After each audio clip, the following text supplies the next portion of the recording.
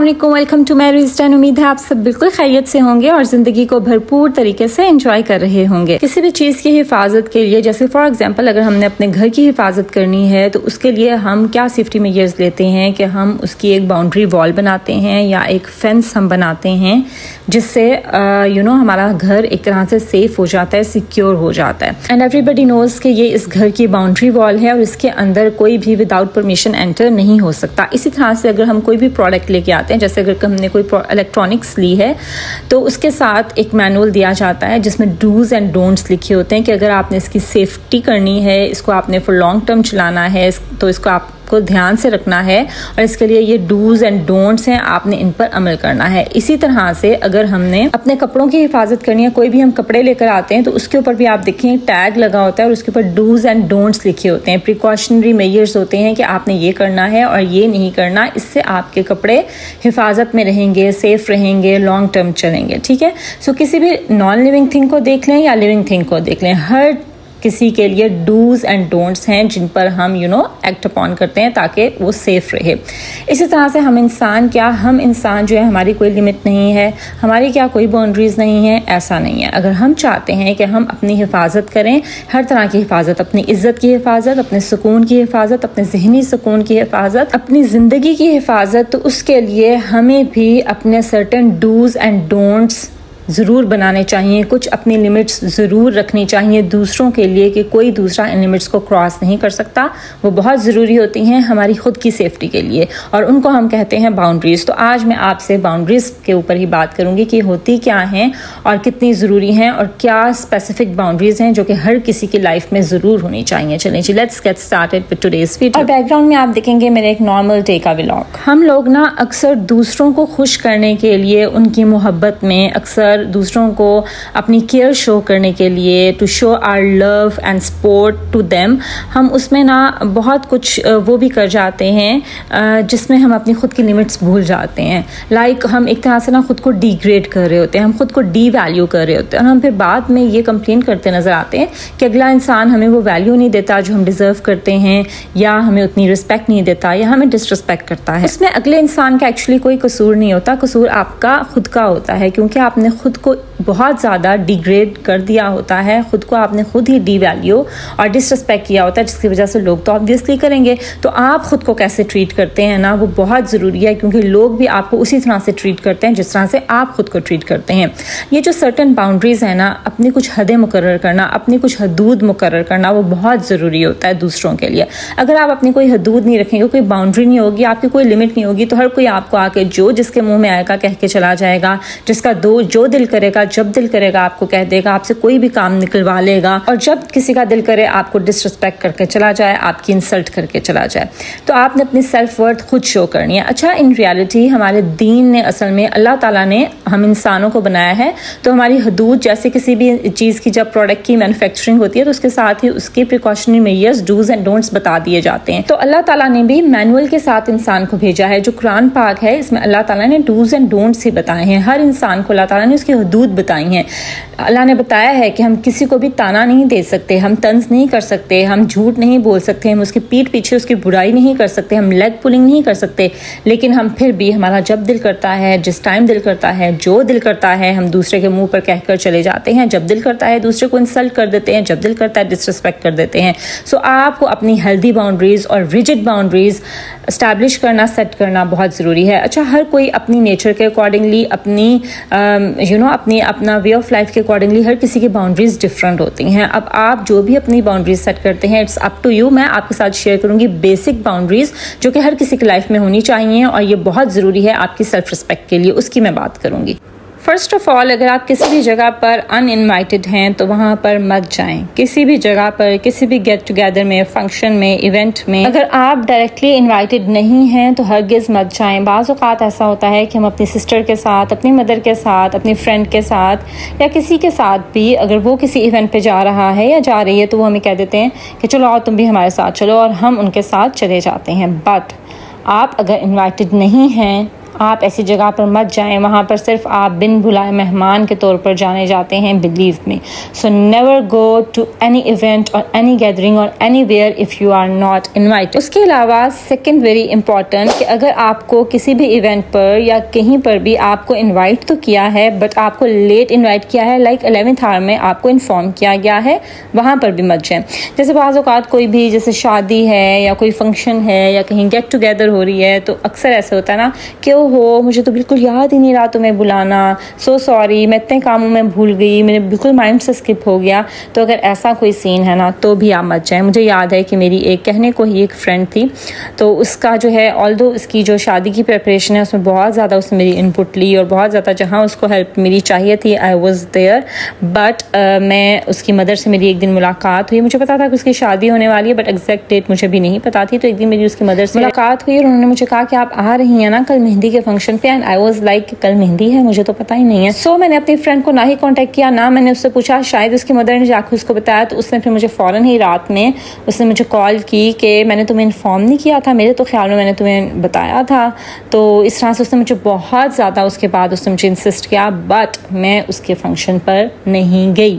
सो अगर ऐसा है आपको कहीं पर भी अगर आपको लेट इन्वाइट किया जा रहा है और आपको लेम एक्सक्यूज़ दिए जा रहे हैं कि वो बिज़ी थे या वो उनके माइंड से स्किप हो गया आपको इन्वाइट करना, या इतने ज़्यादा काम चल रहे हैं, इतने ज़्यादा उनके सर पे टेंशन्स हैं, तो ये सब लेम एक्सक्यूज़ होते हैं। अगर ऐसा है तो आप वहाँ पर भी मत जाएं। उसके बाद अगर आपको फील हो कि आपको इग्नोर किया जा रहा है जानबूझकर, लाइक जैसे आप होता है ना 1-2 बार आप किसी को भी अप्रोच करने की कोशिश करते हैं, बात करने की, टेक्स्ट करते हैं, कॉल करते हैं, मिलने की कोशिश करते हैं, but the other person is not available, आपको पता चल जाता है कि दैट पर्सन इज़ इग्नोरिंग मी, कि आपको इग्नोर किया जा रहा है। अगर एक ही दफ़ा आपको पता चल जाए ना, लाइक पहली बार में ही अगर आपको पता चल जाए कि आपको इग्नोर किया जा रहा है, तो उसी टाइम आप अपने एक्सेस को लिमिट कर दें, अपनी रीच को लिमिट कर दें टुवर्ड्स दैट पर्सन। उसके बाद आप उस इंसान को तंग करना छोड़ दें, उनको कॉल मैसेजेस ना करें, और अगर जो भी आपकी फ्रेंड है या जो भी वो पर्सन है वो अगर आपको मैसेज करे, कॉल करे, तो उसको जितना आप इग्नोर कर सकते हैं उतना करें, और उन तक अपनी एक्सेस को मुश्किल बना दें, उनसे आसानी से आप नहीं मिलें, ठीक है। अगर कोई आपको बार बार इग्नोर कर रहा है और आप फिर भी उनके पीछे जा रहे हैं और बार बार उनके टाइम की उनसे बात करने की आप एक तरह से बेग कर रहे हैं और उसके लिए आप मरे जा रहे हैं, तो the other person will obviously ignore you, इतना ही आपसे दूर जाता जाएगा। और अगर आप पहली बार में ही आप एक बाउंड्री सेट करेंगे और आप अपने एक्सेस को लिमिट कर देंगे, उनका आपसे बात करना मुश्किल हो जाएगा, आपको अप्रोच करना, आपसे मिलना मुश्किल हो जाएगा, then that person will get to know your worth, okay? उसके बाद अगर आपको ज़िंदगी में कभी कोई धोखा दे, आपके सामने आ जाए कि इस इंसान ने मुझसे झूठ बोला था या मुझे धोखा दिया, मेरे सामने गलत बयानी की, या किसी भी तरह से कोई आपको धोखा दे, तो आप उसको माफ़ कर दें, लेकिन दोबारा उस पर एतमाद करके, ट्रस्ट करके बेवकूफ़ मत बने। यह हदीस भी है कि मोमिन एक सुराख से 2 बार नहीं डसा जाता, यानी एक दफ़ा एक जगह से जहां आपको धोखा मिल गया है वहां से दोबारा धोखा खाने के लिए बेवकूफ़ मत बनिए। तो जहां से आपको धोखा मिले, जहां से कोई आपके साथ ज़्यादती करे, उसको माफ़ कर दें, लेकिन फिर मूव ऑन कर जाएँ, दोबारा उस इंसान पर ट्रस्ट ना करें और उसको अपनी ज़िंदगी में पहले जैसी जगह ना दें। देन वेरी इंपॉर्टेंट, अगर आपको लगे कि कोई आपको भूल गया है तो आप भी उसको भूल जाएँ। अच्छा, इसमें यह नहीं है कि कोई इतने अरसे से आपको कॉल नहीं करा तो आप भी कॉल ना करें, उसने मुझे नहीं की तो मैं भी नहीं करूँगी, नहीं। आप 1-2 बार बात करने की ट्राई करें, आप उनको अप्रोच करें, कॉल करें, स्टिल आपको लगे कि नहीं उसकी ज़िंदगी में मेरी कोई जगह नहीं है या उसने तो मुझे भुला दिया है और उसको मैं याद भी नहीं हूँ, तो बस फिर आप भी उस इंसान को भुला दें और आगे बढ़ जाएं, दोबारा उसको अप्रोच करने की ट्राई मत करें। सो जहाँ आपको भुला दिया जाए वहाँ पर आप भी उनको भुला दें। और इसमें यह भी आता है कि समटाइम्स ऐसे होता है ना, गैदरिंग में आपको जानबूझ के कोई इग्नोर कर रहा होता है, जिस सबसे हाथ में लाया जाएगा आपको इग्नोर कर दिया जाएगा, सबकी तारीफ़ की जाएगी आपको इग्नोर कर दिया जाएगा। तो अगर कोई आपके साथ ऐसा करे ना कि वो आपको सब में भूल रहा है, आपको जानबूझकर भुला रहा है, तो आप भी उसको अवॉइड कर दें, उसको ऐसे भुला दें जैसे वो भी वहाँ पर मौजूद नहीं है, ठीक है। और जाकर उससे मत पूछें कि क्या बात है तुम तो मुझे लिफ्ट ही नहीं करवा रही हो, या क्या बात है तुमसे बात ही नहीं कर रही हो।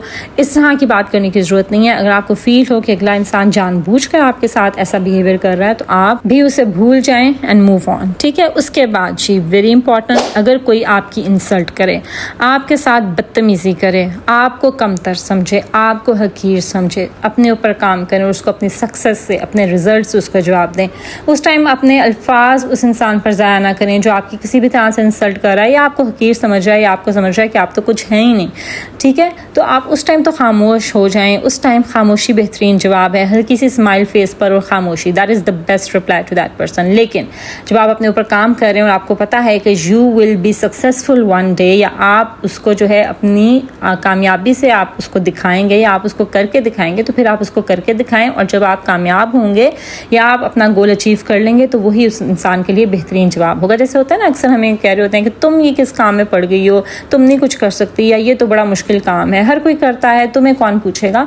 तो उस टाइम बस हल्की सी स्माइल फेस पर, दैट इज़ इट। और जब आप उस फील्ड में या उस अपने जो भी आपका फील्ड है या आपका जो भी गोल है उसमें जब आप सक्सेसफुल हो जाए, तो फिर आपकी जो सक्सेस है उन लोगों के लिए बेहतरीन रिप्लाई होगी कि यस आई डिड इट। और फिर जहाँ आपको लगे कि आपको इस्तेमाल किया गया है, जैसे होता है ना अक्सर वर्क प्लेस में ऐसे होता है कि आगे बढ़ने के लिए आपसे काम निकलवा लिया, लेकिन आगे वो काम अपना काम करके पेश कर दिया। ऐसे बहुत सी जगहों पे होता है ना कि आपसे काम करवाते हैं, आपसे असाइनमेंट करवा ली या आपसे कोई टास्क करवा लिया, कोई प्रेजेंटेशन बनवा ली, लेकिन आगे ये शो किया और बताया कि ये मैंने किया है, तो आपको वहाँ पर इस्तेमाल किया जाता है। तो अगर आपको लगे कि आपको कहीं पर भी किसी भी जगह पर इस्तेमाल किया गया है, वहाँ पर strong and rigid boundaries set कर लें और आइंदा उस इंसान को किसी भी तरह पर हेल्प ना करें और उसको किसी भी तरह से कोई भी फेवर ना दें और उसके लिए रिजिड हो जाएं। ससुराल में भी अक्सर ऐसे होता है कि जैसे देवरानी जिठानियाँ होती हैं, तो वो एक दूसरे को नीचा करने के लिए या अपने आप को जो है वो बेस्ट साबित करने के लिए इस तरह की हरकतें करती हैं।